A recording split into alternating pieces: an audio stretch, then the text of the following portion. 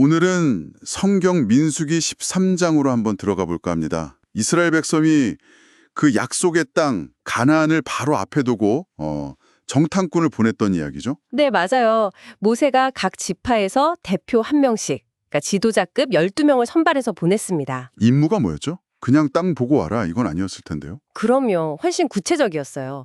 그 땅이 어떤지, 사는 사람들은 강한지 약한지, 또 성읍은 그냥 천막 치고 사는지 아니면 막 견고한 요새인지, 심지어 나무가 많은지 적은지까지 알아보고, 그리고 제일 중요한 거. 중요한 거요? 네, 그 땅에서 나는 실과, 그러니까 열매를 직접 가져와야 했어요. 일종의 뭐랄까 현지 실사 같은 거였죠. 와, 정말 철저했네요. 그럼 이 정탐꾼들이 40일 동안 그 땅을 둘러봤다는 거죠? 네, 40일간이요. 그 결과가 어땠을지. 특히 그 에스골 골짜기 포도송이 이야기는 정말 유명하잖아요.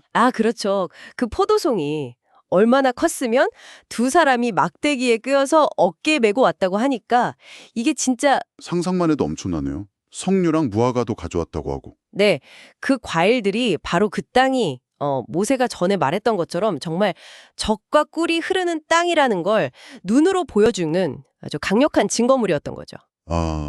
약속이 그냥 말이 아니었다. 이걸 보여준 거군요. 맞습니다. 약속된 풍요로움이 이런 거다 하고 보여주는 거죠. 그런데 문제는 그 다음 보고부터였던 것 같아요. 땅이 좋다는 건 알겠는데 그 다음에 나온 말들이 좀 분위기가 싸늘해지죠. 네, 바로 그 지점입니다. 돌아온 12명 중에 10명이 갑자기 부정적인 이야기를 쏟아내기 시작해요. 물론 땅이 비옥한 건 맞다. 하지만 이러면서요. 하지만 뭐가 문제였던 거죠? 그 땅 사람들이 어마어마하게 강하다는 거예요. 성읍은 막 하늘에 닿듯이 크고 견고하고, 그리고 결정적으로 거기서 안악자손, 그러니까 거인들을 봤다는 거죠. 안악자손이요. 듣기만 해도 좀 무서운데요. 당시 사람들에겐 정말 공포의 대상이었을 거예요. 그 거인족이니까요. 여기서부터 이제 같은 걸 보고 왔는데 해석이 완전히 달라지는 겁니다. 10명은 이 부정적인 면에 완전히 압도된 거죠. 그 땅은 사람을 삼치는 땅이다. 우리가 본 사람들은 다 거인이다. 심지어 뭐라고 하냐면 뭐라고 했는데요? 우리는 스스로 보기에도 메뚜기 같았다. 이렇게 말해요. 그들 눈에도 우리가 메뚜기처럼 보였을 거다. 라면서요. 와, 스스로를 메뚜기라고 표현할 정도면 얼마나 그 위압감에 눌렸던 걸까요? 그렇죠. 거의 공포에 질린 상태라고 봐야죠.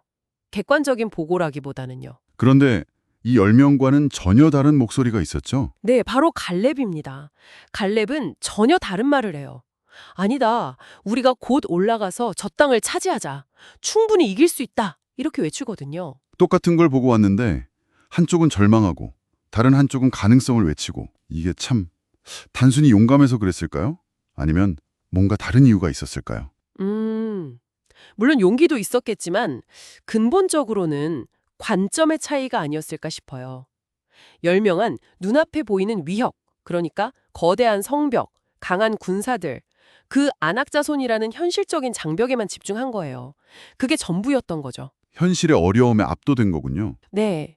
반면에 갈렙, 그리고 나중에 보면 여호수아도 마찬가지인데 이들은 그 현실 너머에 있는 걸 본 거죠. 현실 너머라면 뭘까요? 그리고 이 다른 해석이 결국 이스라엘 전체의 운명을 결정적으로 바꿔놓게 되죠. 맞아요. 결국 10명의 그 부정적인 보고 때문에 백성들이 막 동요하고 원망하고 그래서 바로 가나안에 못 들어가고 40년 동안 광야 생활을 더 하게 되잖아요. 그렇죠. 그들의 말 한마디, 그 해석 하나가 공동체 전체의 미래를 그렇게 바꿔버린 겁니다. 참 생각할 게 많은 부분이에요. 네.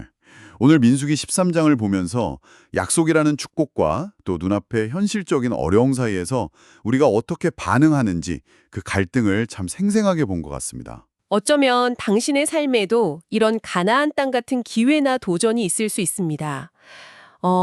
그럴 때 당신은 뭘 보고 계신가요? 길을 막는 거인처럼 느껴지는 그 어려움인가요? 아니면 그 너머에 있는 약속된 풍성한 열매인가요? 관점에 따라서 미래가 달라질 수 있다는 말씀이시군요. 네. 무엇을 바라보고 나아가느냐가 당신의 이야기를 완전히 다르게 쓸 수도 있습니다. 한번 이 질문을 스스로에게 던져보시면 어떨까 싶네요.